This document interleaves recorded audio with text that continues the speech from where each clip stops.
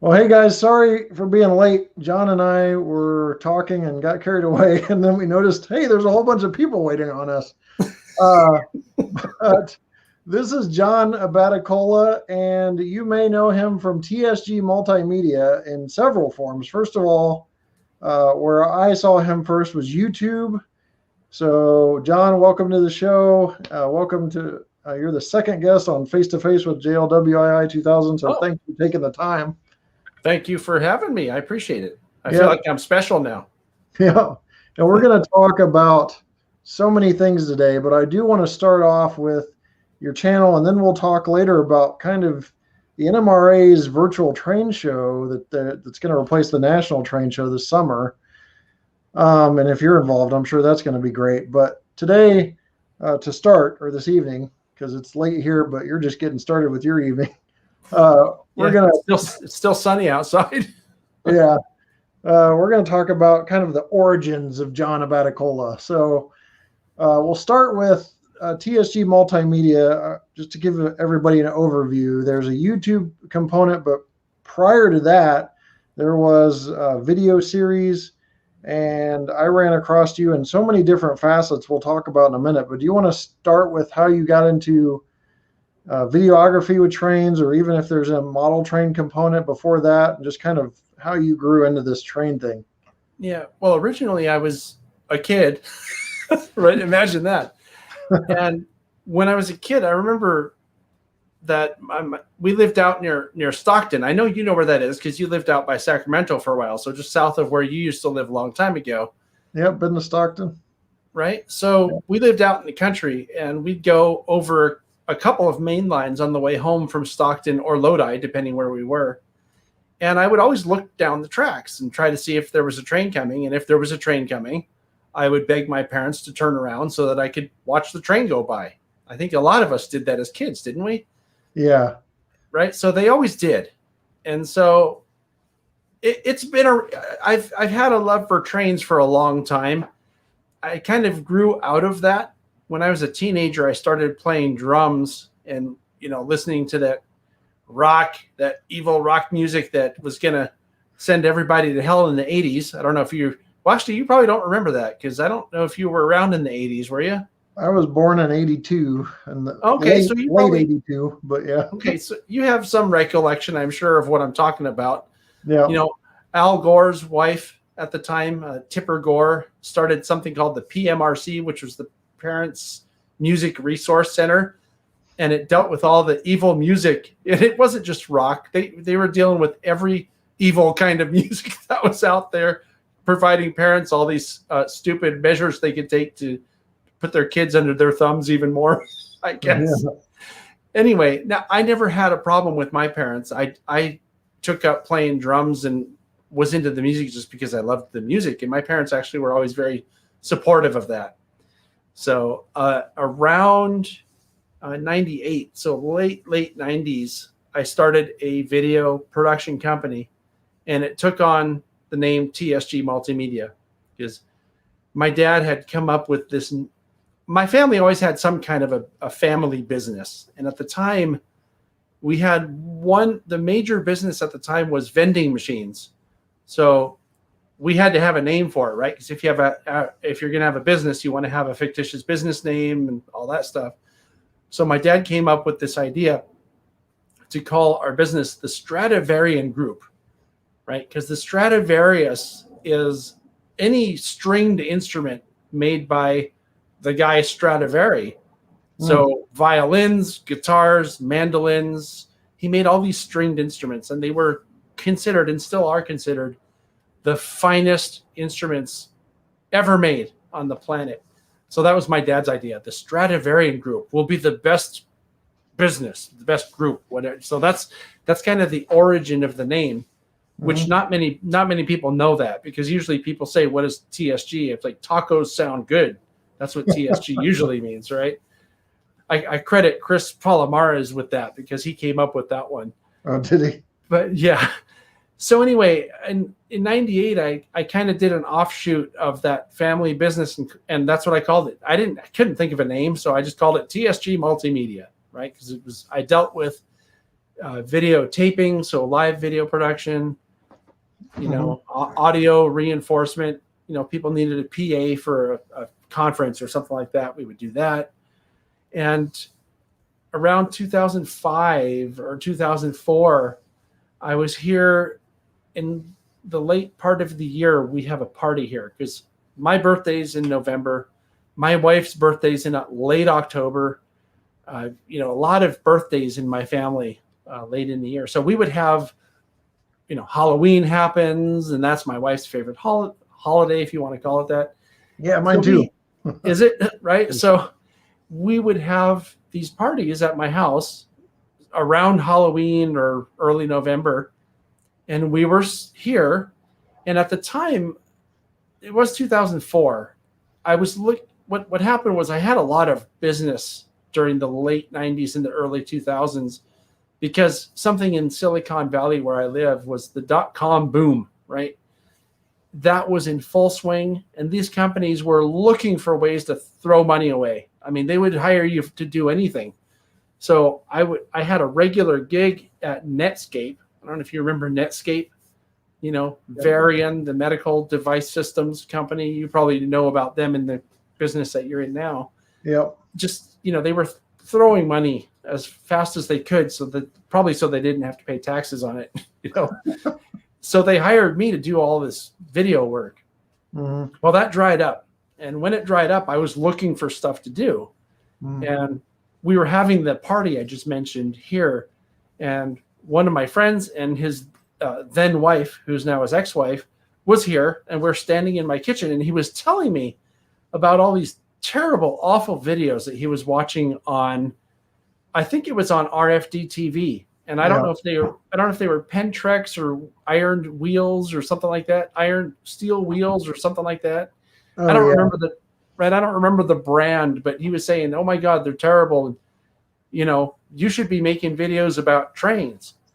So I remember, I've always liked trains, like I was saying. So I was kind of like, yeah, I could do that. So I actually roped him into doing videos about trains. And people who are familiar with the channel may remember who I'm talking about because he used to be on the channel, and his name is Dan. Well, so I'm like, okay, so what do you want to make a train video about? So we made this Caltrain 2005, right? And this is a DVD, right? This is what in the mid 2000s was what people were doing. DVDs, and then Blu-rays came along after that. Yep. But the point was, that's how it started. I got back into trains because of making videos like this. After Caltrain came out, we made one about ACE, which is another commute line nearby. And we chose commute lines because they run on schedules. So you can kind of plan a shoot based on the train running on time, which Caltrain and ACE both run very much on time. So we did that. We did some other videos. There's a place out by where I live here called Roaring Camp that we did 4 videos at. I've been there. Oh, have you? Yeah. So you know what I'm talking about. We did videos out at Niles Canyon, right? Like this. So I developed this catalog of videos, and it's a lot of work to produce a video like this because you have to deal with all the behind the scenes stuff, which is what I've really done a lot of work doing, contacting the organization. Like when we filmed the Caltrain video, we didn't just show up trackside with cameras and film it. I actually called them. I explained to them what we were trying to, what I wanted to do. And it was a little confusing because I don't think they realized that I must have been talking to someone who doesn't understand rail fans. Because when I said I wanted to make videos of Caltrain, they sent me a thing back that was like a form letter that had all the information about, here's how much it costs to rent the car.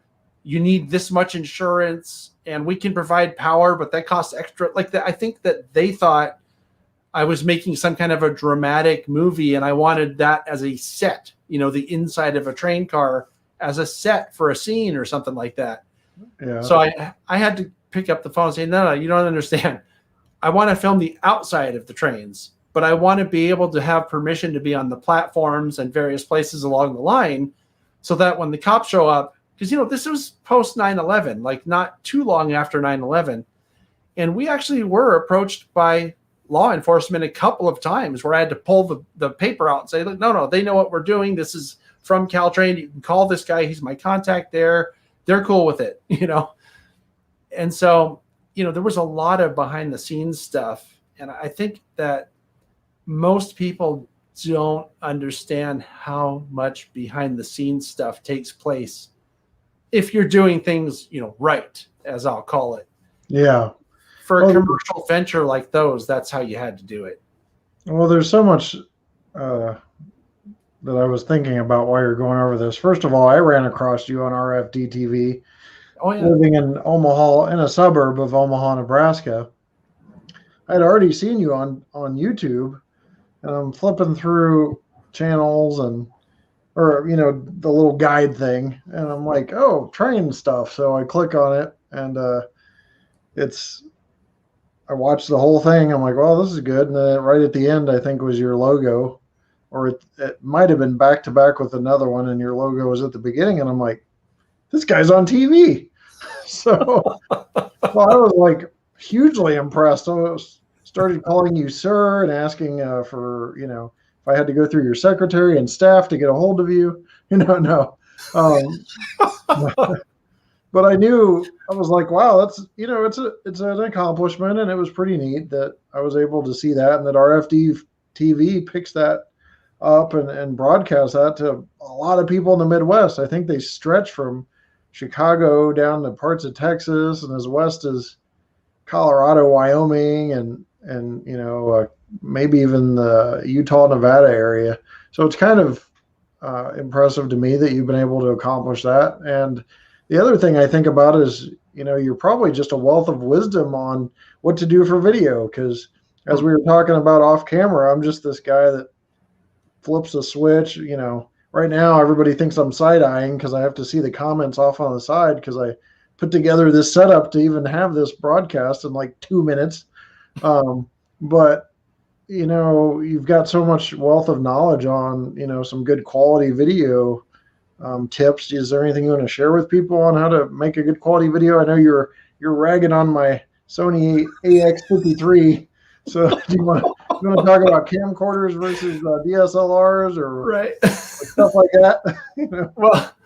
Well, one thing I will say, James, that I think is kind of funny, because, you know, we're friends on YouTube, and you'll post stuff, and I go on there and make these really sort of smart aleck comments, and I'm just waiting for someone to get angry with me, like, why are you always bagging on James? You know, it's like, we know, right? You and I know that I'm just joking with you. Like, yeah, the most recent one, and I know what you're talking about, because you posted a picture of your setup that's behind you there, and said something like, oh, what do you think about my setup or something? And I said, oh, you just need a proper camera, I think is what I said.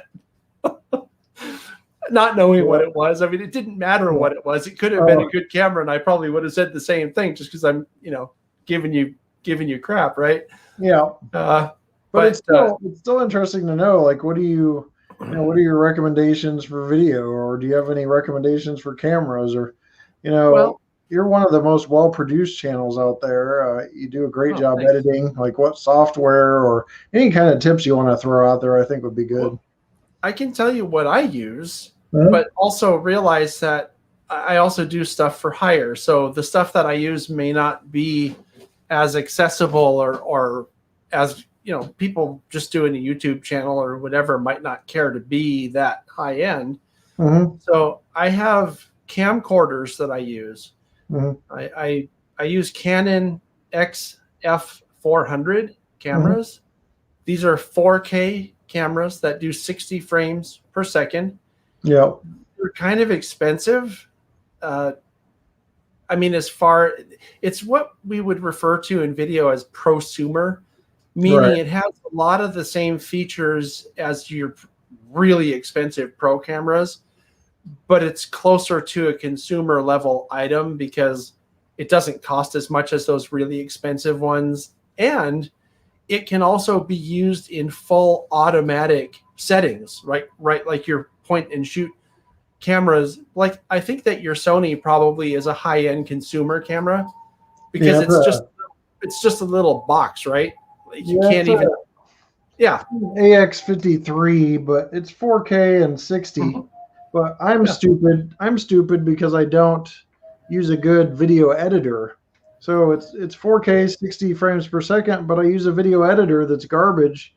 So when I upload it, you don't get to even 1080 60p or 60 Oh, frames per second. So yeah. I'm just kind of being dumb with that, and I'll probably get my act together one of these days.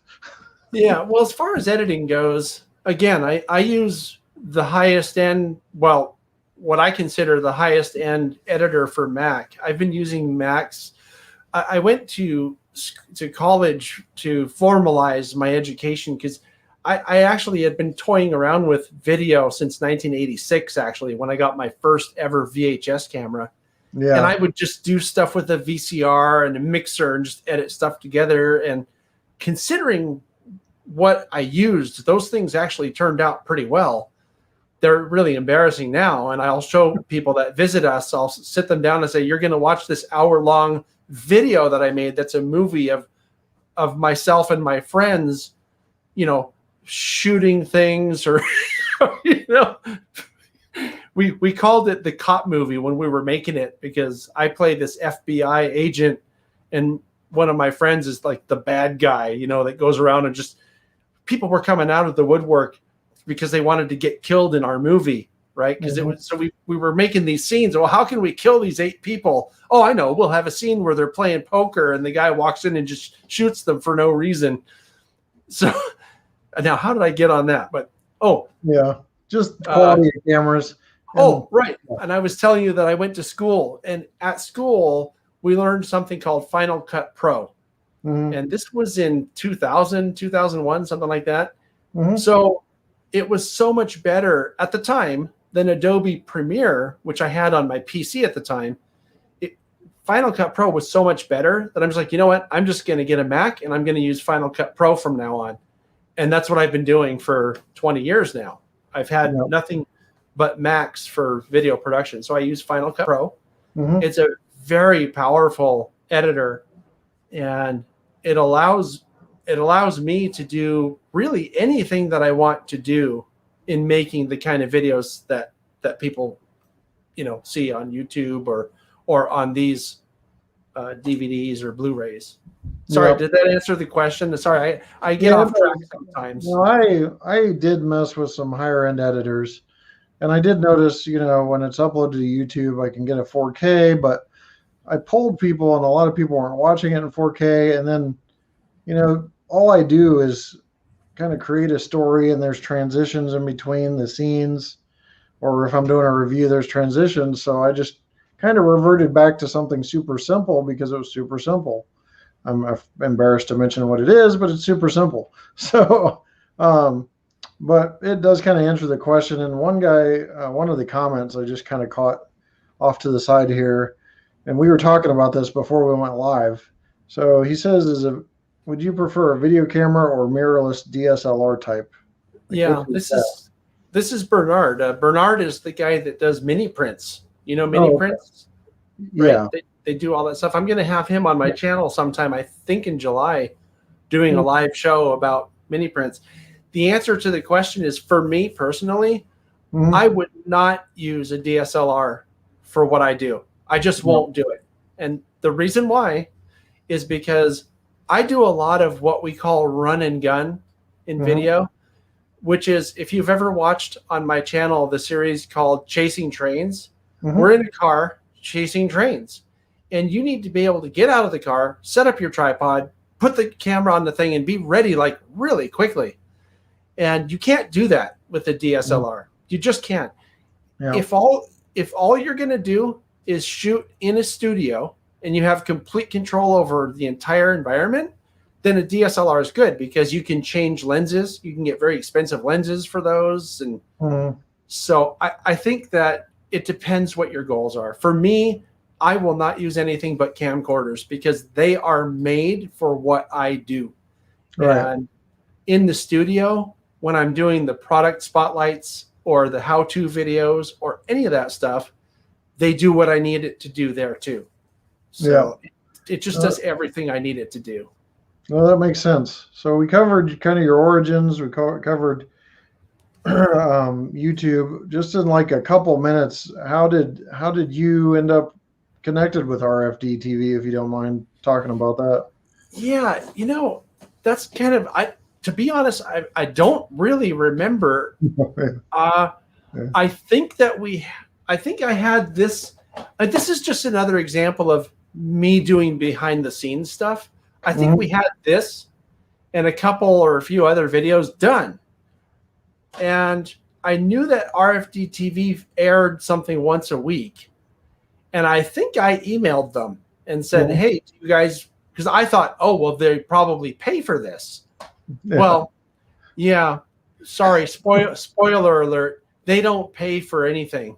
Yeah. So what ended up happening was I had to, and they were super nice. I mean, don't get me wrong, I'm not complaining. They were super nice. And I think that having the videos on our RFD TV was good for TSG Multimedia. And I think it was good for us on YouTube as well. So I'm not complaining about that. I mean, I do think that they should pay people for content because a lot of work goes into it. So, but anyway, I ended up talking to them, and I don't remember the exact, conversations. We're talking 15, 20 years ago now, 15 years ago at least. And I ended up having to edit these videos very specifically to very, very specific times, right? Each segment, I think, is 16 minutes and 30 seconds or something like that, because they have to be able to fit in their ads. Yeah. And if it goes longer than that, they can't fit in their ads. If it goes shorter than that, now they have too much time. So it had to be really, really precise. So not only did I have to edit the videos for DVD, but I also had to edit every video that's on RFD TV had to be edited specifically to their time. And this was all a lot of extra work that I had to do for these things. Yeah. So, yeah. So I think that answers the question. I'm holding this. You might have noticed I'm holding my phone because you asked me a question about cameras earlier. And I want to talk about the phones because sorry, I'm going to rewind a little bit if it's okay with you, because I think this is really important. Depending what your goals are and what you want to do with your channel, this could be fine for that.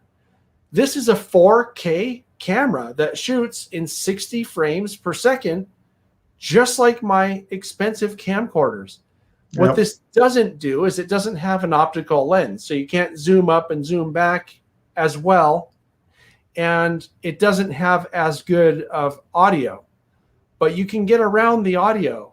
You can buy for like $100 or $150 wireless microphones on Amazon that will interface with a phone like this and give you good audio. So you don't have to spend thousands and thousands of dollars if you know how to use the phone. There are tricks to using the phone, and there's a lot of stuff. I mean, we could probably do a whole 2-hour show just on video production alone, because that's what I do. Right. You can't see my setup here because it's all off camera, but I have a light up here that's making my hair look whiter than it is. I have a light over here that's giving me a kick on my shoulder, and I have a light over here that's filling in this side. I have a green screen behind me that's making this look like, a film. Yeah.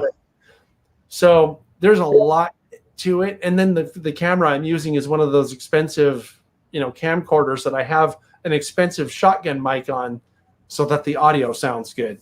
So there's a lot going on here that if you didn't know, you would never know. Right. So anyway.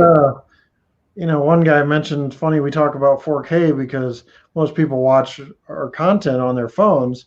And that's kind of why I backed away from the more heavy editing. But again, it's kind of apples and oranges with us because YouTube fits so well into what you are already doing. I am a manager by trade. I have 3 management degrees and certifications coming out my rear end on management. I'm not here on YouTube teaching anybody about managing people or processes, but yours fit in so well, and you can really, and it will pay off. I personally believe there's a day that several quality channels, such as yourself, there's people out there frustrated that I have more subscribers than some people that put a lot of effort into it. But I think those people are going to catch up and surpass me in subscribers because good quality content is rewarded, and I'm perfectly fine with that. And I think that's a good thing. But it fits so well into what you're already doing, and there's a couple people floating around the hobby that they're already doing that type of thing, videos, photography, and it fit well when they transitioned into YouTube. So I think it's a good thing. I do back off 4K because I did like a poll and there wasn't many people in the 4K. But if there's some detailed model reviews coming down the pipe, I may bring it back up and resurrect it because there's a coal turbine from Division Point Models that's going to have a bazillion different components to it, and 4K has a advantage in showing that type of model on like a review. Sure does. Yep. So and somebody asked about stabilization real quick. That's kind of one of the drawbacks. I've used my phone on the fly for some videos. I did a video called like Model or Origins, and it was a vlog on how I got started in the hobby. I used my cell phone for that whole thing, but it was shaky. But you can easily fix that with, I think they're called steady cams. You get these little rigs, or even a little single pole that will stabilize your phone so well that it's good for most people, like you mentioned. So yeah, I have one of those. It's called a gimbal. And it basically has gyros, I think, in it, and you can actually synchronize it with your phone and use the buttons on the gimbal to start and stop. You can zoom up, zoom back. It's a digital zoom, but it does the same things. And I do use a gimbal sometimes. Usually if I'm going to use a gimbal, it's on a layout tour video, which actually I'm kind of known for layout tour videos. As a matter of fact, almost every single layout tour that the NMRA's national convention this year that we're probably going to end up talking about because I've been involved with that for the past several months. I've used, I was going to say almost every single one of the layout tours that they've posted as layout tours for the convention are from my channel. And here's a top secret tip for people. Anyone who's registered to be go to the online convention has access to some layout tours that aren't released to the public yet, because these guys asked me if they could post, it to their page. And I said, well, of course, this is promoting the hobby and this convention that we've all worked so hard on. I think it's a worthy thing to have that posted so people can benefit from it. Right. Yeah. So. And speaking of that, we probably should get to that topic because there's a lot to cover there.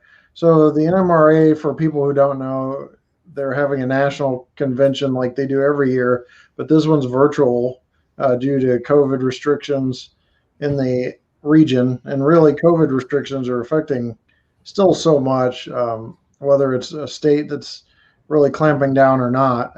Milwaukee Train Fest is canceled, if you haven't heard, and it's tied into COVID. There's speculation and stuff that I won't get into, but it's definitely impacted by COVID. That's just a fact. But you see this large shift, and I've been a part of it, and John's been a part of it for virtual train shows. We've done some with Train World, and there's been train shows correlating where they should be, but virtually. So, John, you want to talk about what the plans are for the National Train Show real quick? For virtually, and then because you're heavily involved in the NMRA National Train Show, and then what your part is in that, and kind of what you're bringing to the table. Well, this funny thing, back in it was late last year, I go on regular hikes with one of the people that's on the planning committee for the convention that was going to be in person, and on some of those hikes we came up with this whole. We'd put our masks on because it was still, in the middle of the pandemic, and we'd go for hikes with our masks on. And we would talk about the convention and the fact that, because I think we all knew we were being optimistic, but I think we all knew that it was going to have to be virtual. You know, Yeah. because St. Louis was canceled the year before, and the situation with the pandemic wasn't any better. It was worse, actually, a lot worse around the time when we were making these plans, a lot worse than it was when they canceled the one in St. Louis. So we kind of knew what was going to happen, and they were kind of like, well, I know all these guys because I've done their layouts, their layout tours, and I've operated in the various clubs and places around here. So I was like, these are all friends of mine. And they're like, well, we need to do this. What would you recommend to make it, good quality? And I thought about it. And what I had seen to that point was all done live by people using their phone or their webcams or whatever. And a lot of times you'd have bad weather move in and the connection to the cell network would go bad. And you'd end up watching a very grainy thing that the content was good because you could tell the person knew what they were talking about, but you couldn't see anything because it went all grainy. So the real answer to the question was get as much of that stuff recorded ahead of time so that you wouldn't run into problems. One of the things in video production, and I think most people don't realize, there's about 90% of planning and other, editing and all this other stuff that happens. And only about 5 or 10% of it is actually running a camera doing what you're doing. I know you know that because you've been doing your product reviews, and it's the same thing for that. Well, so we had to plan. And I told them we need to have recorded content because when you record stuff, you take away you take away most of the variables that can screw up the presentation. Yep. Right. For example, we recorded 71 or 72 clinics. I'm not exaggerating. That's how many we recorded. I recorded probably 20 or 30 of those, and then other volunteers recorded the rest of them. And I edited all but I think 3 of them. And when I say editing, what I mean is when somebody would record the presentation, they would make notes for me, the editor, saying, hey, the phone rang 14 minutes in, that you got to take that out. Or the guy messed up talking at 17 minutes and had to go back a slide and you have to take that part out. So there were all these notes, and then I had to go in, and I can't tell you how much editing had to be done to make these presentations really flow right. So that was one of the things that I did, and I have been completely buried for the past 2 or 2.5, 3 months with recording and editing these 70 some odd videos for the national convention. Now, the result of that, the benefit of that is that I've actually seen them all. So I can tell you that there are a lot of really, really good clinics being put on this virtual convention. So, yeah. But I think that kind of explains mostly what I've been doing in terms of ensuring that the quality of the presentations will be good. I mean, there's more to it than that, but I know we have limited time, so I'm trying to keep it short. Yeah, somebody, they donated money, which I don't really care, but I do want to answer their question because they donated money. So it was like a couple bucks. He was asking what the software was again that you use, basically, because he wants to know what software is good for layout building. What was the video editing software you use? Is he talking about planning a layout, or is he talking about editing videos? Oh, layout. Oh, software for layout building. Now I get it. Okay, yeah. So I used SCARM a couple times. I didn't have any issues with that. What, have you used anything or tried that? I haven't. I just recently downloaded something for free for my Mac. Yeah. That seems to be okay. I mean, I'm not a big layout planner, so this is the first time I've ever tried to use it, and I apologize. I don't remember offhand what it's called. Yeah, mine's SCARM. It's CHARM, and it works out pretty good. You can even print out the track plans and make sure that it's laying out perfectly on the tables and such like that. So it's a lot of work, but it turns out pretty good. So that's my suggestion for that viewer. So back to the NMRA show. Mhm. So you've got 70 pre-recorded videos. They're all layout tours, Oh or no. These here, I'll tell you what they are. yeah, Well, I'm not going to tell you all of them, but this yeah, is my copy of the schedule. Okay, okay, with color, the color coded ones are for Mhm. stuff that's actually going to be done live, because there is some live stuff. They're going to do some panel discussions okay, about the layout tours. Okay, okay. just for example. So, is it okay if I just read off some of what these are? Yeah, I Okay, think so people will want to know, and then we'll need to know how to get there, because I think there's been a lot lost in translation on just how to get to those videos and such. So yeah, it's funny. There were the committee putting together the convention. mhm. They were criticized, I think, in the model railroad hobbyist forums, because they didn't have their electronic payment set up at first. And Yeah, it was like, it's a virtual convention. Send your check to this PO box. It was kind of funny when you think about it. yeah, But there were people just making fun of them and criticizing, which, maybe it was deserved a little bit. But the fact of the matter is, everyone's a volunteer, and it just wasn't prepared yet. That's all. right. So anyway, back to clinics. So, and a lot of these are by master model railroaders too. Scratch building in wood, Hmm. the basics of American steam locomotives. That one's really cool, because the guy goes into a lot of detail about how steam locomotives work. Oh, Like, I'm in. right? I mean, nuts and bolts stuff. Hmm. Setting up for operations using JMRI for car forwarding. This is all good if you're into operations, right? Clark Kooning, who is a master model railroader from Canada. I think a lot of people know him because he's on all the virtual things. Clark gets Yeah, around. yeah, I've He, met him. yeah, I met him at the National Train Show too in 2019. Super cool guy. Yep. He did a couple of clinics. One is about tools, and the other one's just about tips. Like he talks about what kind of glues to use for stuff, and just like little tips that he's come up with over his decades long, model railroading hobby. Hmm. There's a lot of really cool in-depth layout clinics. A couple of them are by a local guy. He Hmm. talks about commodities such as ethanol and butane being put over the rails, and how to model that, right? Because that's what people are there for. They're model railroaders. Yep. There's a lot of stuff about operations. There was a really cool one that I started to edit, and it was so interesting. I ended up watching the whole thing. That was a day in the life of a train dispatcher. Oh, That wow. was right. That was done by a retired train dispatcher. He worked for the Southern Pacific and then for the Union Pacific. So if you're ever interested in learning about that, that's a great one. Yeah. There's all kinds. There's 70 of them. I'm not going to sit here and read through all 70. And there's some how-to stuff. There's other informational stuff. There's historical stuff.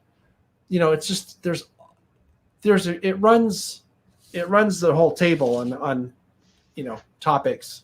Yeah. And I'm really proud of what we've done, because this is really high quality content that, to be honest, and I don't want to sound like I'm criticizing anybody else's stuff, because that's not the point here. The point is that what we've done is create a presentation that's high quality, that you'll be able to see and hear everything. But more importantly, if you've been to a convention, which I'm guessing a lot of us have, you'll know that at a convention, it's not just clinics. If it Right. were just clinics, nobody would go, right? It's hanging out with your friends and meeting other people who are interested in the same things that you're interested in, and making new friends. And Right. so we have a whole component of that just through the way it's structured. And I don't know if you want me to get into how it's structured, but it does sort of, tie into what we're talking about here. Mhm. Is it okay if I mention how the structure works real quick? Yeah. Real quick. Yeah. Okay, so we're doing this whole thing on Zoom because everybody's familiar with Zoom. Because of the pandemic, I think we've all been on Zoom, probably more Zoom calls than we've wanted to be on for the past year and a half. Yeah. But the familiarity makes it easy to attend this convention because it's being done on Zoom. Well, Zoom has two main products, if you will, that we're using. They have something called a webinar, which is kind of like a movie. Think of it as a movie theater or at a convention. Think of it as the room where the clinics are given. You have a guy in the front with a thing that shows you what he wants to show you, and then you have a bunch of people in the seats watching the guy in the front. Mm-hmm. That's like what the webinar is. So in the webinar, we'll play these videos that were recorded ahead of time in order to, maintain the quality. And then the clinician who's actually giving the presentation that's recorded is going to be there answering questions live while this presentation plays, which is something you can't do at a real convention. Right. Then after the clinic is over, there's another place. We actually have two webinars, okay, running simultaneously. We call those the clinic tracks. That's why on this, we have two columns, right? One for each clinic track. Yeah. After the clinic is done, you go to what we're referring to as the Great Hall. And the Great Hall is it's a huge regular Zoom meeting. And then I don't know if most people know this, but the Zoom meetings have something called breakout rooms. Yeah. That if you pay for Zoom, you get the opportunity to create breakout rooms. It's a little button down at the bottom of your screen, and it looks like four little boxes, right, in a square. You click on breakout rooms, and there's like dozens of breakout rooms, including one for the clinic you were just in. So the clinician goes from this webinar, from the clinic track, into a breakout room, and then as many people as they want can go talk to them there for the next hour. Right. So whereas in a real convention, you get ushered out of the clinic room because the next guy needs to start his clinic, right? And then you go chasing the clinician down the hall hoping to get a question answered. It's not like that. You have dedicated time with the clinician in this breakout room. And the other breakout rooms have all kinds of other topics, like Southern Pacific model railroaders, Western Pacific fans, whatever, narrow gauge, small scales. The layout design special interest group has their own place. The OPSIG has their own place. Gordy, the new president of the NMRA, is going to be on hand twice during the week to answer questions from people. Yeah. Over the lunch break for like an hour and a half. So there's a bunch of stuff going on, and then a bunch of other breakout rooms that are just here. If you meet up with your friend and you want to hang out for a couple hours or whatever, go in a breakout room. Get a room. You can do that. So sounds like you guys have a well executed product, and just to give you a little history, very candidly, between you, me, and 4 bazillion people watching. Me and the NMRA have not gotten along the best in the past. Mm-hmm. Even recent history, they've done some stuff that really annoyed the crap out of me. But this was prior to the Gordy administration. Mm-hmm. And I think, that young fella from England is going to really infuse a lot of life into the NMRA. And even if he hadn't taken over, I'm about promoting the hobby, even if I don't get along with people. People don't see behind the scenes how many companies I bump heads with on occasion, but I'll still go buy their product and do a product review. I don't care what they're helping or not helping with, because it's for the betterment of the hobby and to help viewers. So, I see a very good product that you're putting together. You're doing a lot of work, and I think it's important to help get that information out there for this show and future shows. So hopefully they don't forget about the advertising piece a little bit, because the first time I heard about it was when I was talking to you. Now I have been disconnected with the move and word chaos for a while, but hopefully this is well spread, and I'll do my part too, so that all that hard work that you put into it, it's definitely going to be quality, is seen and appreciated by folks, and the NMRA gets the attention they deserve. And they do a great service for the hobby, regardless of what you think of them. I mean, I've got an NMRA standards gauge back here, that they're making sure that manufacturers are all on the same page by providing standards so that we don't hook our trains up together and have couplers that are 4 feet higher than other couplers, or track that's not in gauge, and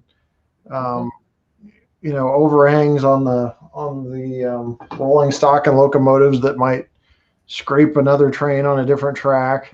So they've got a lot of positivity injected into the hobby over the course of the history of the hobby. So I can't wait to see, the presentation. How do we get to it though? Is it going to be just the NMRA's website? You sign up and pay for the clinics, or? Oh, right. Yeah, no, that's not real. My department, and the only thing that I've been focused on was on the content.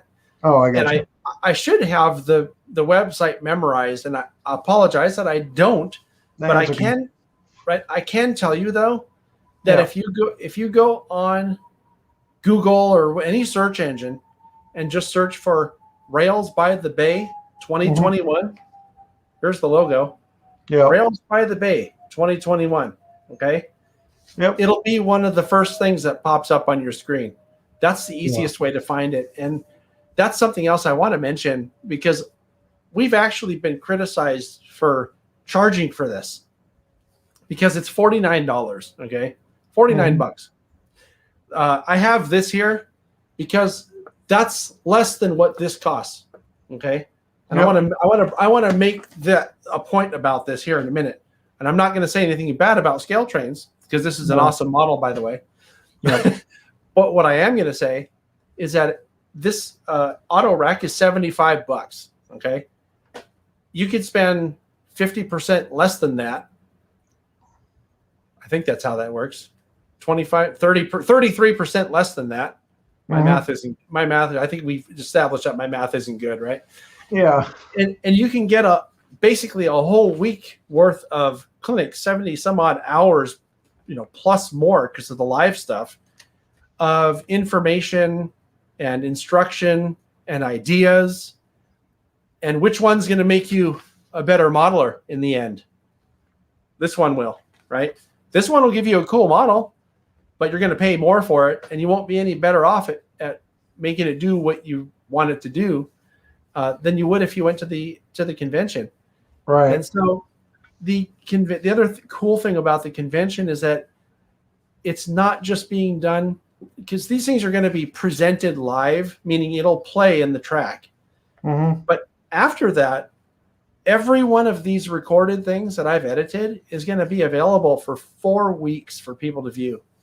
Right. And Mojave Model Railroad just mentioned that. She said, it's a great thing about producing them is they'll be archived for so many new people coming in the hobby.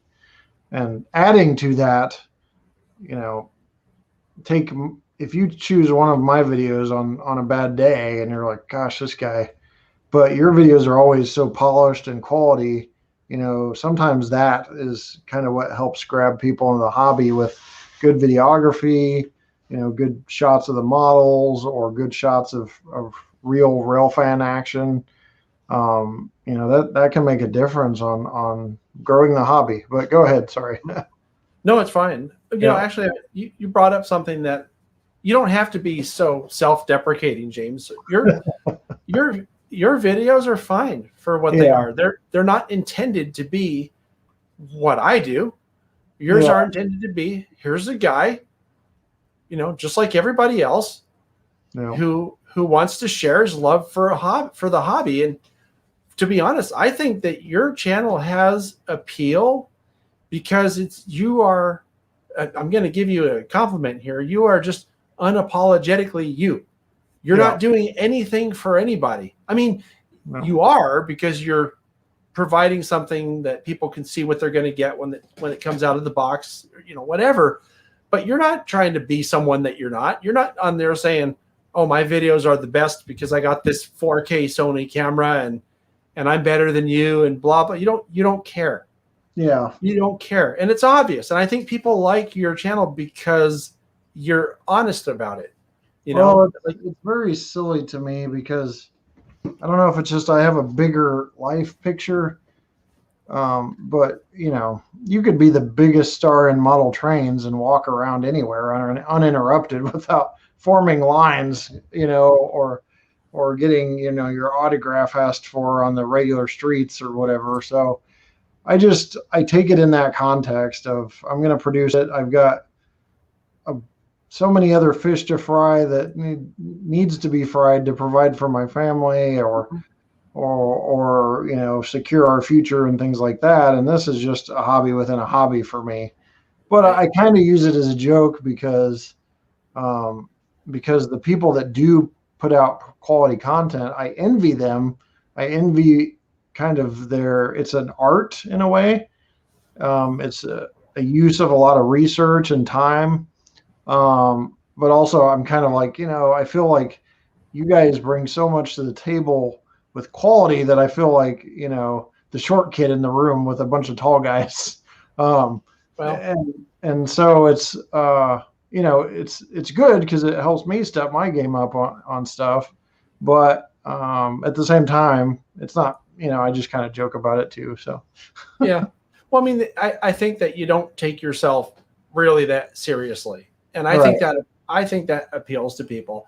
I think that, it's funny we're having this conversation. I had the perception in the past that people who don't know me are intimidated because they think I'm like this super serious person. And about some things I am. I mean, when it comes to putting out a quality product or, however you want to say it, I am serious about that because I've been a pro at it for a long time.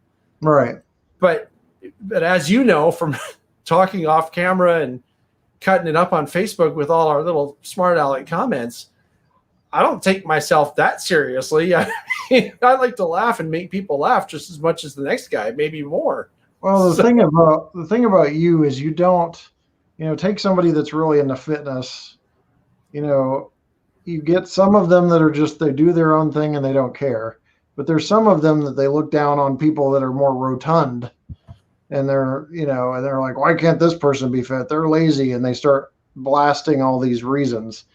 You can take that same context with your videos. You have two options there. You can expect everybody to be as serious about video as you, or you can accept people how they are. And you leave me in my own box. I'm easygoing. I don't really care what people think. I do a little bit of effort and that's my thing, but you don't judge me on your standards of quality. Yeah. And that's a good person in my opinion. So what would the point of that be? Right. Right. But people do it, some people just, there's always a pedestal. For some people it's religion, some people it's fitness, some people it's financial. For people that are insecure or they're not good human beings, they want to create a pedestal to look down on other human beings. Yeah. And those are kind of the main go-tos, So, it's good to have somebody that's producing quality content, not judging other people for not, or whatever the case is. And I'm excited for where YouTube's going because there's so many channels sprouting up. There's really good content. I don't know if you've heard of Drew Warrington, but gosh, he's a 16-year-old kid. He's been doing videos for like 2 months and he does an amazing job. It's captivating. It's product reviews, which is hard to make captivating. And I hope that kid gets more subscribers than me because it will help the hobby. So, it's demographics. He's got his own age group that will pay more attention to him than an old brown bald guy such as myself. A brown bald guy. Yeah. So I'm all for it. And I wish more people were like you, that allowed people to be in their own box and not judge them from other boxes. So yeah. I like Drew. I don't know if you know this, James, but I was the first person of note, if you want to call it that he interviewed on his channel. Yeah. And we became friends pretty quickly after that. And I agree with you 1,000%. We need more Drews in the hobby because he can make this hobby interesting to people. We just had a conversation in a planning meeting last night about young people in the hobby. And I think that there are a lot of older people in the hobby Right. that misunderstand the younger people in the hobby. And what I mean by that is, for example, the conversation had something to do. Somebody in the conversation said something about how anybody who's 25, for example, should be able to afford the hobby because they should be working by now and they should be making enough money. This is being said by someone who's 3+ times that age, or 3 times that age. I said 25, right? He's probably pushing 70, this guy. Close. And I said, you know what? I didn't say it this calmly, but I said, you know what? That's wrong. People these days have it a lot harder than I did when I was much younger, because when I was much younger, I could get a job during the summer and pay for my college tuition. Nowadays, right? Kids nowadays, if they get a job in the summer, well, first of all, they're lucky if they can get a job in the summer, because all the jobs are being taken by people my age that just need a job to eat, Yeah. But even if they get a job, if they work all summer, they can't pay for their college. They might be able to pay for a month of being in college. So they end up going to school, and they get out of college with, tens of thousands of dollars in debt. So they're starting off in a hole. Yeah. Now, if they can get a job after coming out of college, chances are it won't be in the field that they just went to college for. So they'll be working some crappy hourly job and drowning in their student debt. In other words, it's a lot harder. And I think there's a generational gap. And I don't know if it's that older people just don't want to acknowledge that it's different now, and it's easier just to say stupid, lazy kids. They deserve to be whatever problems they have because they're lazy. They don't even want to work. Yeah. And that is not the case. No. I think having guys, sorry, go ahead. Well, I was just going to give you're talking about when you were in college. I don't know how many years younger than you, but I'll tell you, my wife and I are both in our late 30s, and my wife, pre-med, private university, $40,000 for all 4 years. And that was in 2003, or I'm sorry, no. Yeah, 2003 when she graduated. Yeah, so, that sounds about right. So, if in the 90s it was even better. It's a whole nother conversation how the education system's doing its thing and kind of putting these kids in a crazy amount of debt. But the point is, it's unequivocally take politics out of it and everything else. It is a totally different ballgame with student debt by itself. Yeah, it's much harder. Yeah, and I just go ahead. Sorry. No, it's okay. There's a delay. I'm not trying to cut you off. I was mentioning that to bring up this idea that we need more guys like Drew doing his thing, because if we leave it to the old guys to try to bring people like Drew in, it'll never happen because they don't understand them and they don't want to understand them. Drew can do it though, because he's one of them. And if he makes the hobby accessible for people his age, and actually for guys like me, for guys like us, right, who also enjoy his content. Yeah. So, and I do like what he does. I think he doesn't edit stuff the same way that I would, but he edits stuff in a way that's interesting for him and his age group, which to me is like, that's how you should do it. Right. I'm pushing 20 plus years older, and I thought it was still captivating, editing and a good quality presentation. And that's how I started in YouTube. The older guys were not helpful. Nobody was on YouTube putting out how to build a layout. I was struggling to do it, making all sorts of mistakes, but I put it out as, hey, I got trains running on cork roadbed and Atlas track. So it worked. It just wasn't pretty. Right. But nobody, and then all the criticisms came, and I'm like, well, where were all you old guys to do this stuff? So it was important to put it out there to get people to learn how to do that, or at least see that if somebody like me that has no skills in craftsman trade or or bench work or anything else could pull it off. Anybody could. So it's imperative, and I think it's important. Now back to the NMRA. Not too long ago, they were very anti, young people, but that also had kind of a legal connotation to it that people were getting mixed up. There was a lot of allegations for other agencies for kind of inappropriate stuff, and I think the NMRA was saying we need to be careful, and everybody interpreted that as, oh, they don't want young kids in the hobby, including me, until I got an understanding of what they're getting after. But they still need to engage. I think Gordy's going to help with that greatly, and I think it's going to be an improvement because some of the stuff, even recently, I'd say mid-late last year, was just like, first of all, there was some, I can't really go into it, but there was some stuff that they had no leg to stand on, but they still had the cojones to put out. And I'm like, you guys are out of your mind, because I can eat this up and spit it out in about 30 minutes. But they were just anti-growth to a certain extent and very guarded and paranoid almost. So I think they'll be better off now. I've already seen a couple good changes, and I've met Gordy in person. He's a good guy, and I think he'll do good things. Yeah, I have too, and I've had some conversations with him about similar things, and I think you're right. I think he will take things in a better direction. Mm-hmm. It's kind of a double-edged sword with the sort of old guard of the NMRA, because there are very legitimate legal reasons mm-hmm. for being especially careful, which you articulated, about the Boy Scouts getting, because all it would take is one serious lawsuit and it would kill the entire organization. Right.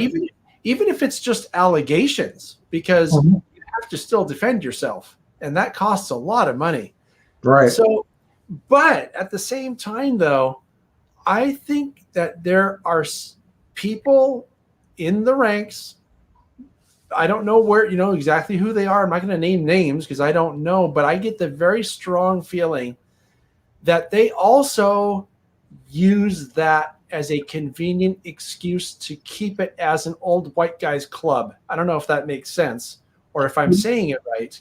It does. And, we'll never know the true motives, but there are mitigations in place. We all have probably worked for larger organizations than the NMRA. Somehow in my organization, that's one of the largest in the country, we had things occur because there were not mitigations in place that should have been in place. But if you put mitigations in place, as simple as witnesses, third people, don't leave people alone, whatever the case is, then that process, that legal process, you're going to have an initial review by a judge. But if it's shot down, it's going to cost you, a few $1,000s in lawyer fees at the most, because it's being reviewed and then it doesn't go to trial. It doesn't catch wind. It's still America, and there's still a process of a due process against any person or organization that has to occur. So I think there was probably some scapegoating, but I don't know, and I don't want to speculate. I just, after researching, understood their point a little more. Mm-hmm. It's a valid point, really. Yeah, but people kind of took off with it as, it's just anti-growth, anti-young people. And if that's the case, then there's other organizations or other people that can do it. I mean, I don't know how many members they have, but there's YouTubers approaching their membership levels that can do a lot of good in that department. And there's no way we can get allegations if we're, you can't sit there and accuse me of touching your butt. We're on the other side of the country from each other. What? How dare you, James?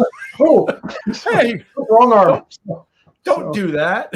Yeah. No, I don't know if I've told you this in our various conversations over the past few years, but I was involved with a project. It kind of got sidelined by COVID because we were going to have our second meeting right before COVID hit. Mm-hmm. And this was something I was working on with our mutual friend, Michelle Kempema. out at the Colorado Model Railroad Museum. That was a program to basically get more youth into the hobby of model railroading, because it's a very worthwhile hobby. Right. It covers all the things, there's a buzzword in education called STEM or STEAM, science, technology, engineering, art, and math is the STEAM acronym, right? STEAM. Yep. And so model railroading as a hobby covers all that stuff. And one of the tricks to, if you want to call it a trick, to getting kids motivated to learn is to put the lessons in a context of something that they like. Right. Well, if they like model railroading, they're going to learn all about design, woodworking, art, electronics. There's even some physics involved, right? If you're having to build something. So there's all this really worthwhile STEAM stuff. And what better way to teach it than to have kids that are interested in that kind of a hobby? So that was sort of our genesis, right, for this idea. And we had a meeting in 2019 in October in Greeley. That was sort of the introductory meeting. There were like 30 or 40 people there. I actually did a video about that on my YouTube channel. I don't know if you've had a chance to see that. But I did see that, yeah. Yeah, and we were going to do the second meeting in April of last year, but COVID had other plans for us. And, I hope that we can find the sort of momentum to get that ball rolling again, because I think it's worthwhile. And I don't think that we're expecting any help, per se from the NMRA, but I do think that there are ways of doing things that will protect the organization. And whereas before, with the people that seem to be on their way out of the organization, the door wasn't even open to listen to that kind of talk. Whereas now, I think that with Gordy, now, he's just one guy.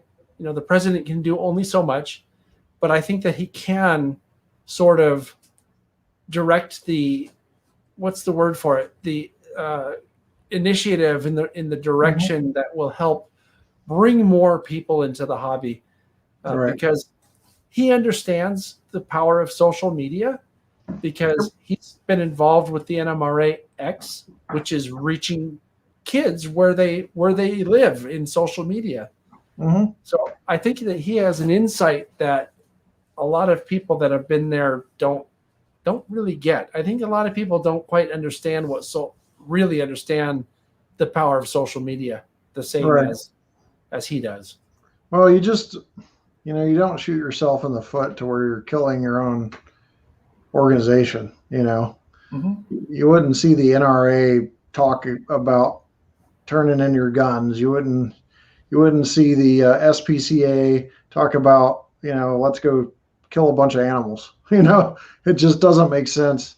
They're not that blatant with it, but they are kind of subversively, right? In the past, we're not open to really growing the hobby. And somebody else brought up a good point in the comments, and it's not the NMRA. This is just the nature of the hobby. If there's a female modeler, it's like I'm sitting there watching them be uncomfortable at a hobby show or on a forum or on Facebook.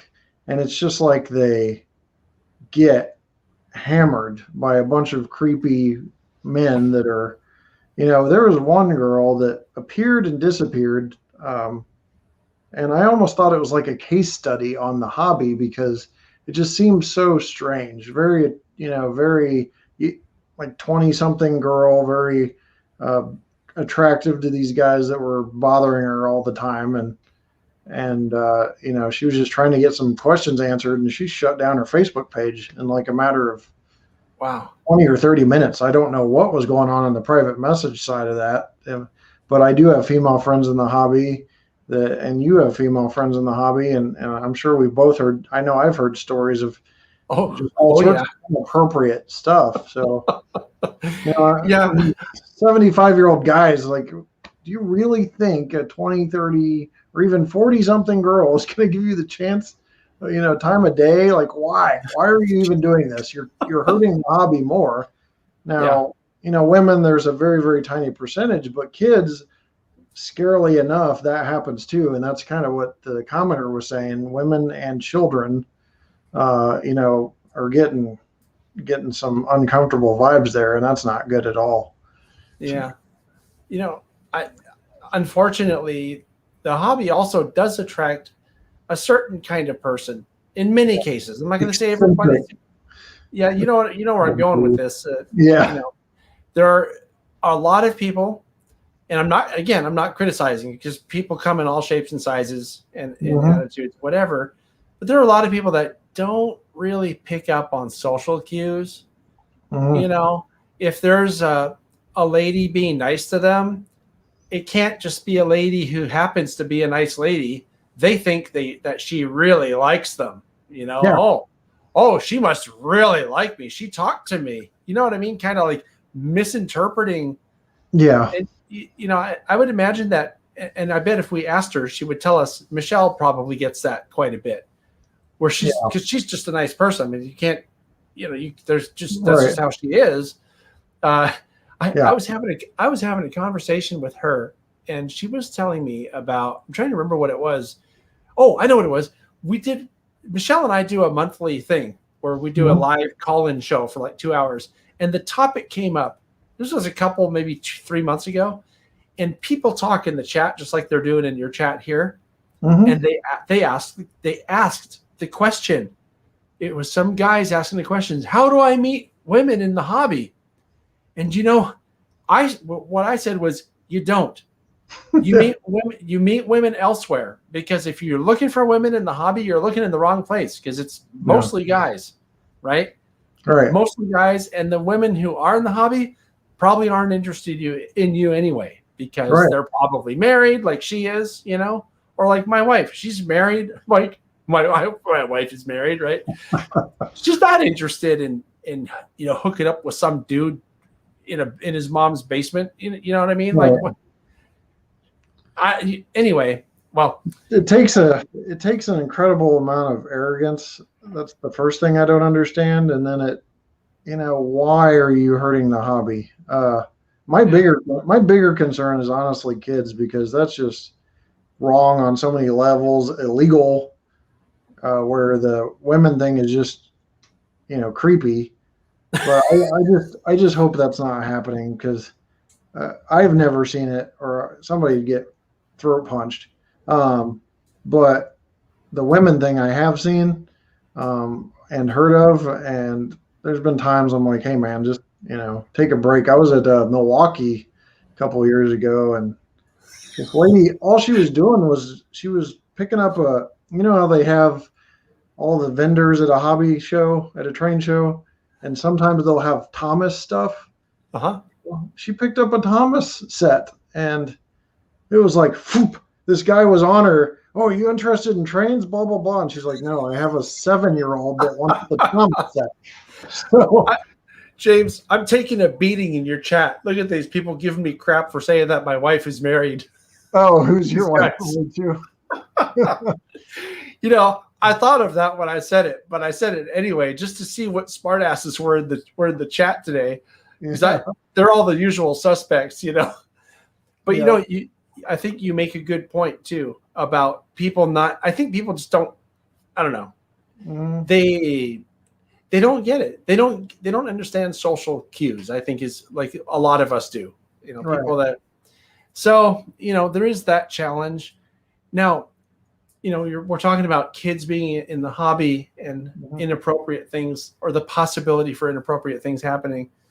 And that's always a possibility, but there are precautions and preventive measures, like you were saying, mitigating things that you can put in place. And that was one of the things that our group that I was talking about earlier, that I was doing with Michelle, a couple of years ago, talking about how to bring kids into the hobby safely, right? Safely for them. And, there are very simple things. Like you mentioned, you never have an adult and a kid in the same place where there's not more people, or you can't go into a place where a door can be closed, for example. Think about like an office space What happens when the person goes into the boss's office and the door closes? Nobody knows until you find out later, right? Yeah. So don't know anything about that. Yeah, right. Guys like us, I've never heard of anything like that. Yeah. But the point though is that there are things that can be done. They're not difficult. The NMRA can easily protect itself because, frankly, even if you don't have things that involve kids or whatever, anybody can make an allegation anytime, and you still have to defend yourself. Yeah. I mean, you could even make the argument that by having written policies, that prevent or really limit that kind of stuff from happening, by having written policies about it, you might even have a better defense than if you just throw your hands up and give up on the whole idea. Well, there's the deep pockets theory that most people like say, I was going to sue you, but you worked for this huge company, so I go for the huge company instead because they have deeper pockets. Uh-huh. I understand the NMRA's concern there, but there's mitigating factors like, policies, procedures. It's going to kick that right back down to the person. Yeah, exactly. I've been military for 20 years. You can't sue the military, but I've also been private sector in a couple cases before and after the military where the person had no leg to stand on to sue the company because it was so rapidly dealt with once it occurred, and they had policies and procedures. So if these large companies, multiple times bigger than the NMRA has ever thought about being, we're talking Captain D's when I was in high school. And even today, I won't mention my employer, but they are one of the largest employers in the country for the sector I work in. They're in the top 3. Massive publicly traded company. If they can write a 1-page document about how to protect from sexual harassment, and they're able to mitigate that by proactive actions, you don't leave anybody in a room. So there's got to be a little bit of a risk. And that's why, your spidey sensors are probably going off on, maybe this is a good scapegoat. And maybe it is, maybe it isn't. But we have to engage the hobby. You're shooting yourself in the foot. I was at the, I can't say which convention I was at in which year, because I'm not going to throw it out there. Yeah, people will figure out who you're talking about if you. I was the only person, maybe 2 people, one of them worked at Kalmbach, in the room that was under the age of 37, 38 even. And it was just insane. I'm very morbid because, it's a long history of, kind of stuff that's happened to me. But I was looking through the room and I'm like, oh my gosh, everybody's going to be dead in like 15 years in this room. I could not, I couldn't fathom how that convention and that division of the NMRA was going to survive. So that's a concern for me.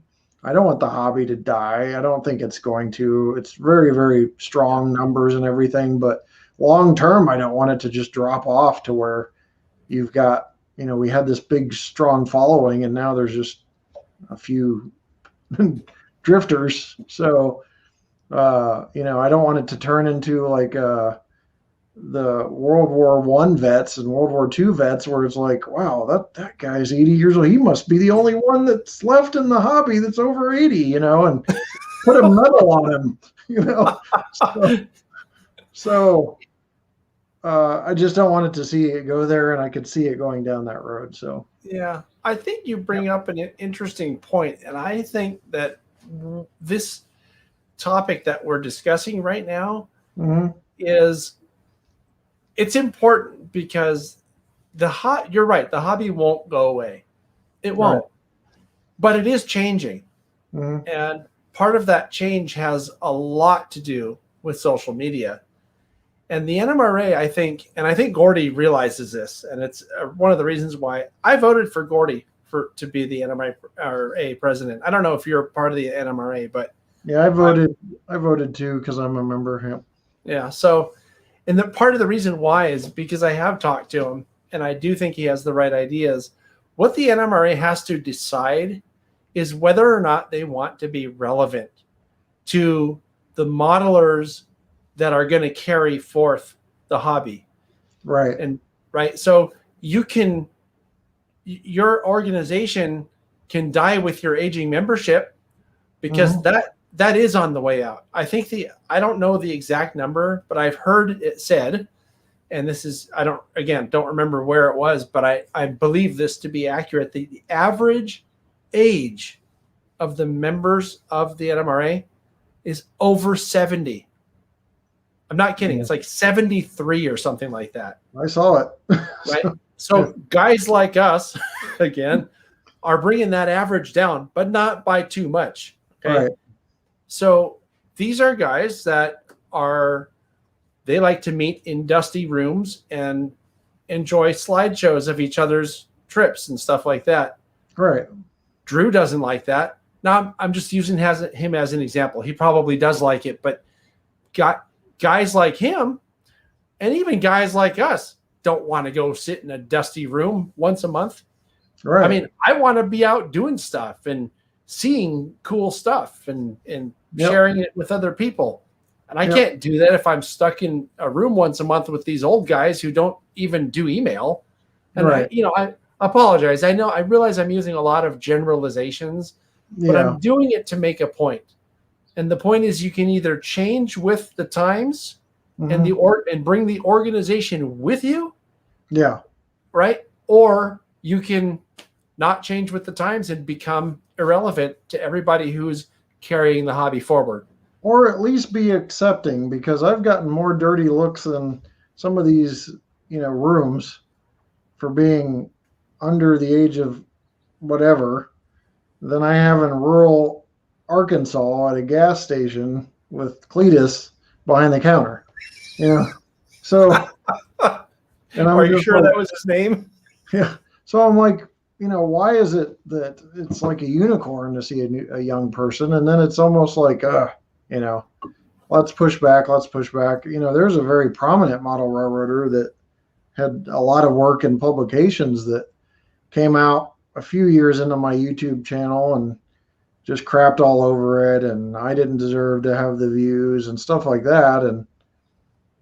And I wrote basically a letter and published it saying, basically, if you guys would have been more accepting, I might not have even existed, because I wouldn't have made the YouTube channel to explain stuff to people that you had way more knowledge to explain.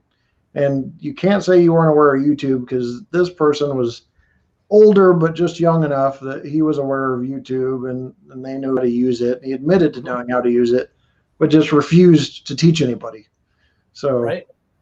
Well, and this is why NMRA X is important, because, and I don't know what they're going to do with that. I suspect that with Gordy in charge of things, they'll probably allocate some kind of a budget for it, and it probably won't be free forever. That's my suspicion.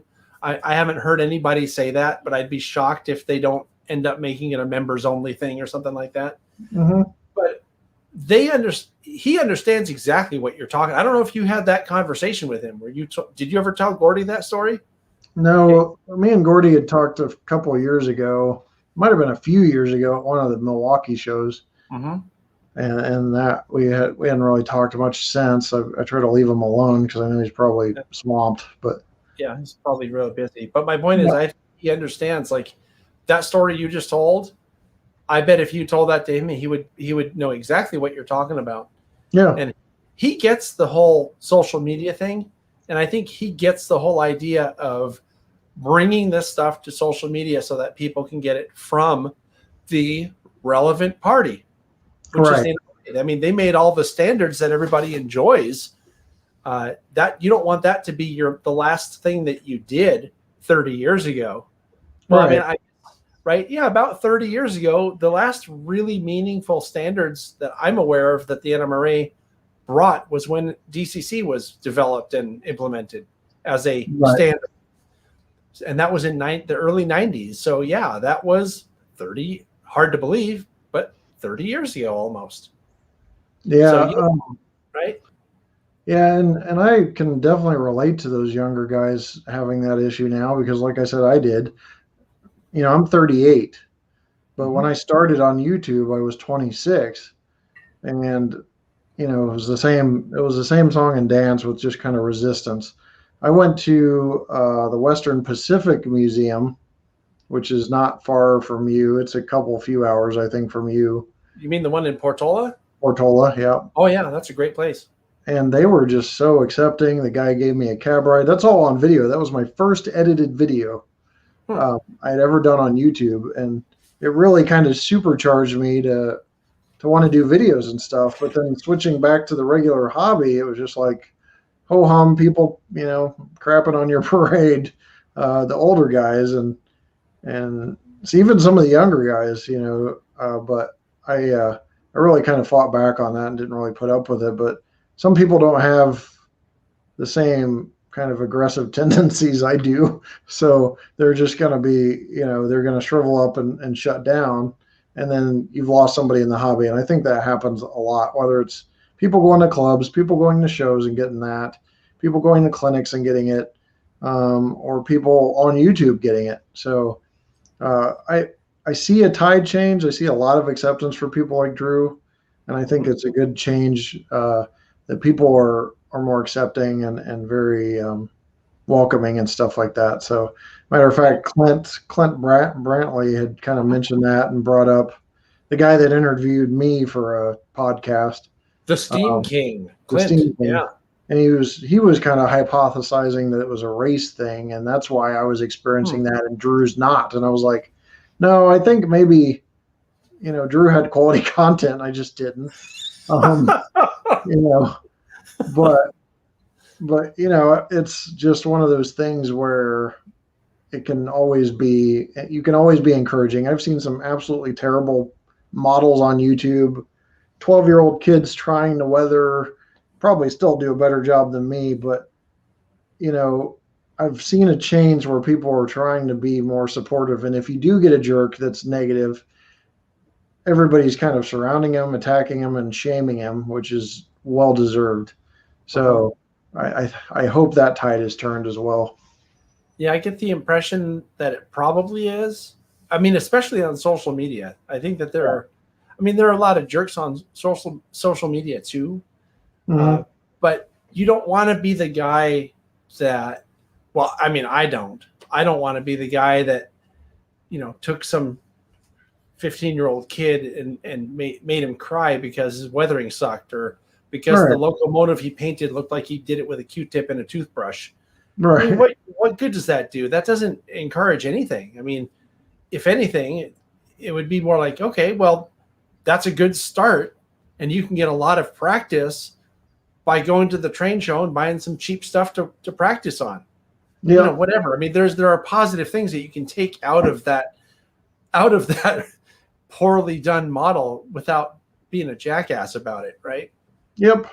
So, well, time has gotten away from us. I told you we'd have to be in an hour, but you're such a captivating guy.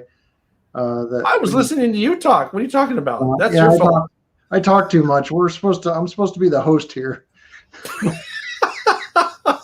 I can't even do this right. But yeah. But how dare you? How don't you know I'm important? Yeah. You're supposed to let me talk. But I will let you have the last word on, if I can kind of point you in a direction because you're a humble guy, and I probably will have to drag this out of you, but you want to talk about, I know you still have a lot of, I've bought DVDs as recently as a couple months ago, train related DVDs. So it's still a thing. So you still have those DVDs available for purchase. And is it just like TSGMultimedia.com or that's it? Okay. Yeah. www.tsgmultimedia.com. Okay. And yeah, they're all up there still. If it's okay though, James, before we go, I do want to plug the National NMRA convention one more time, just because, like you said correctly earlier, a lot of people have put a lot of work into it. I'm one of them. I couldn't tell you. Actually, I could tell you, but I'd have to get my calculator out because I kept track of how much time it took me do all the work that I've done. Mhm. And, there are a lot of volunteers that put hundreds of hours, and I'm not exaggerating, hundreds of hours into this. And we want it to be a really enjoyable thing for people. And I think we've come up with a plan that will make it so. So search for anybody watching, search for Rails by the Bay 2021 NMRA convention, and it'll be one of the first things that'll come up. And I want to, since I see him here, I want to do a quick little shout out. Humanity Junction, Heath, also helped with the recording of the videos, the clinic videos. And I mentioned earlier that I had edited all but like 3 or 4 of them. He was the one that edited the other ones. I mean, I still had to go in there and do some stuff, but he did most of the work on those. So thanks, Heath. Your contributions were greatly appreciated. Right. Now, just Googling that myself, kids, you're going to want to stay away from Nails by the Bay. That comes up in the search results. Just don't go there. Oh, it's Rails, RAILS. Yeah, see, now you're going to get a bunch of traffic for the other site now, whatever it was. No, I said stay away from that one. I know, but you tell kids to stay away from it. Next thing you know, it's the first thing they're going to go look for. Well, a lot of parents have a lot of explaining to do about the birds and bees if they go to that site. Yeah. See, now you're even getting people asking you about it. What was the last part? Split Rock wants to know. Oh man. So anyway, thank you for having me, though. I appreciate it. No, that was just a cheesy joke of mine since it's pushing 11 o'clock here, or past 11 o'clock. But I'm sorry, I kept you up late. No, it's no problem. I appreciate it though and enjoyed it, James. I think that I'd like to have you on again sometime, or if you'd want to have me on, I enjoy the conversation. I think it's important stuff that we, believe it or not, that we actually can talk about once in a while instead of just being smartasses on Facebook. And it's a frank discussion, we say what we need to and cover what we want without really censorship. We watch our language, but we don't hold anything back, to cover all these issues that we see in the hobby, So it's good to be in the position where we can talk frankly about that, and I'm glad to. So cool. Thanks, man. I appreciate it. Yeah, thanks for your time. So check out, guys, tsgmultimedia.com. You can digitally download some of the stuff too, right? Yeah, as a matter of fact, every single one of the videos that I've made, they're all available as digital download too. Yep. And actually, some of them are better as digital download because not all of these were put out in HD. A lot of these earlier DVDs are only in standard definition. And some of the more recent ones, like this is standard definition because it's on a DVD. The digital download of this is in HD. So it's actually better than the DVD version. And if you're in the Midwest area, you can look for RFD TV. It stands for Rural Farm Development TV or something like that. It's the Rural Farm Delivery, I think. Okay. RFD is Rural Farm Delivery. I think it's some reference to mail service or something like that. Yeah. So there's 2 kind of main providers in the Midwest, Comcast and Cox Communications. I thought you were watching your language. COX, but they both, I believe, carried Rural Farm TV or RFD TV. So it was in the, I think it was in the lower channel numbers, if I recall correctly. I kind of miss it, so now I'm going to go buy one of your DVDs, digitally download, cast it to my TV, so I can feel back at home in Omaha from missing TV. So yeah, you don't have to buy anything. If you want, I could probably hook you up somehow. Yeah, but if you do, thanks. I always like buying stuff, to help people out too.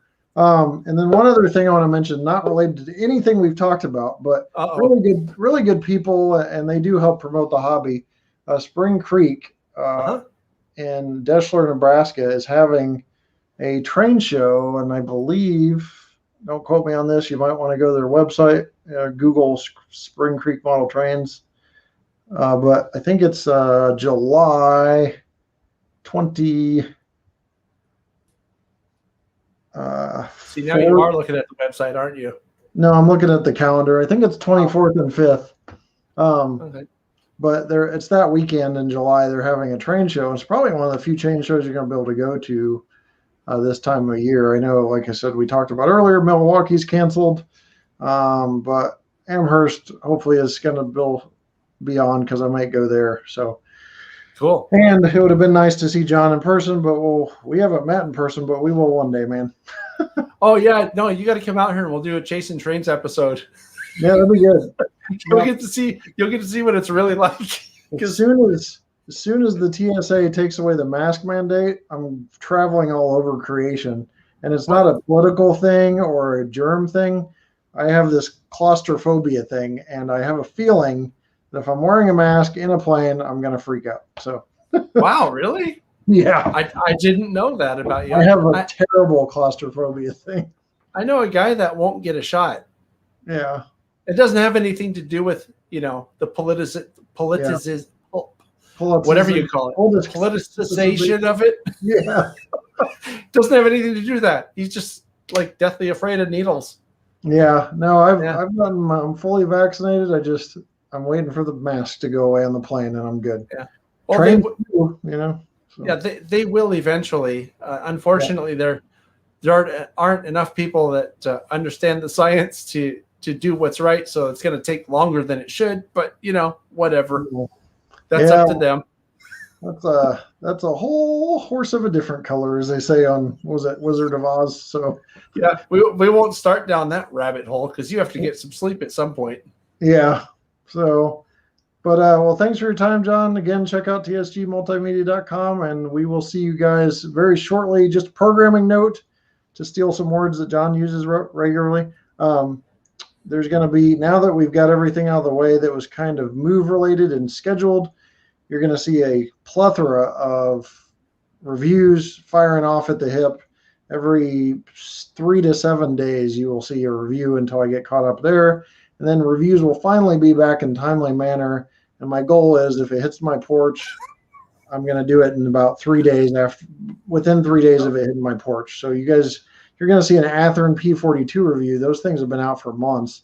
You're going to see a Bachman review on an item that's been out, Broadway Limited GG1 that's been out for months. Once all that's cleared out, it'll be a lot more timely, and we'll be back to regular action, and then we'll get in the layout build. So thanks for watching, guys. Thanks again for your time, John. Probably repeating myself 20 times because it's 11:20 something at night. We'll see you next time right here on my channel. Take care. Thanks, man. See ya. Yeah.